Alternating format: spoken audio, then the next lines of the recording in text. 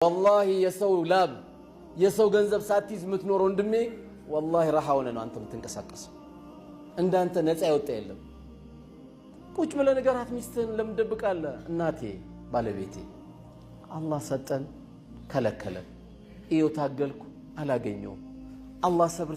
እንዲሰጠኝ እመኛለሁ አንቺንም ሰብር ይስጥሽ ብለ ነው እንጂ እሳት ይዘን እንዳገባ አሁንም ያስከው ካለ ጻፈው ደብተር ላይ ወንድም እንደውለ አብሽር ወንድሜ ዱዓ አርግልኝ والله ይከፍላለሁ ብለው አላህ ይከፍልልሃል አሁን ብዙ ሰው ለምን ነው የማይከፍለው ንያው መጀመሪያም ላለመክፈል ነው ሲወስደው ቆይና አንዴ ብቻ ኪሴ ይግባ እንጂ አሳየዋለሁ ይላል